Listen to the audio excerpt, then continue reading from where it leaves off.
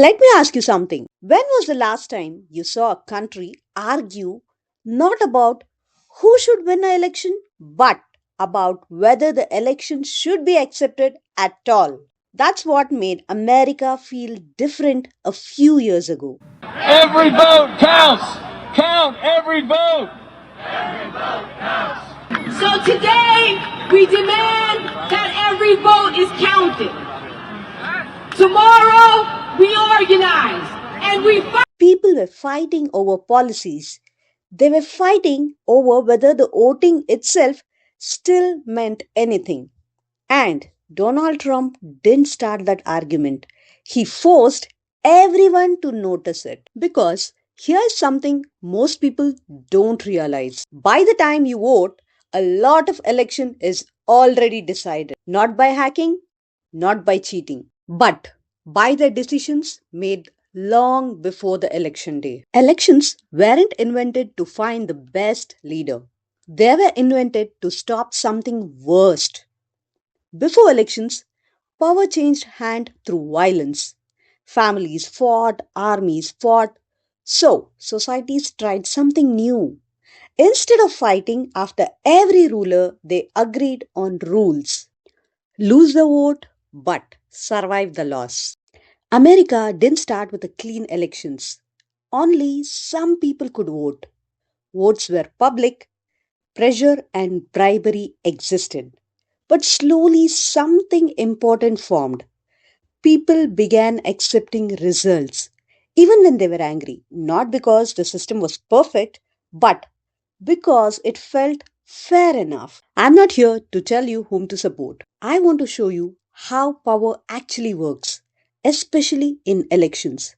And there's one thing most people miss. Elections aren't decided by one thing. They are decided by four invisible switches. By the time you touch a ballot, those switches have already been flipped. Switch 1: who is allowed to vote? This isn't decided on the election day, it's decided months earlier. Registration rules, deadlines, ID requirements.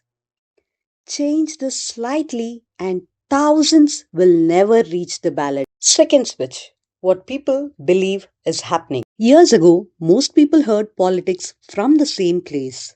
Now, everyone lives in their own bubble. Trump understood this.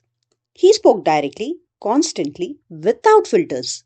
Same message, different realities. Third switch: money. But not just donors.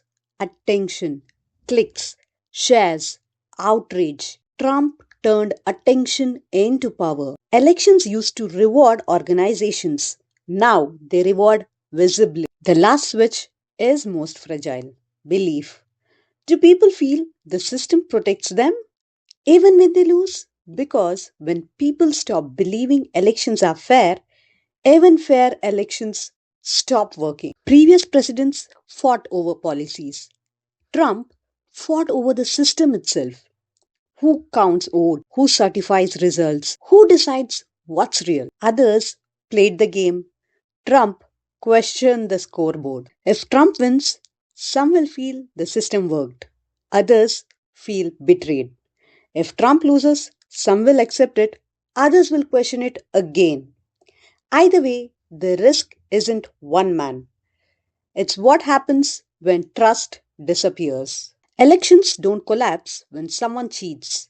They collapse when people stop believing that losing today still gives them a future tomorrow.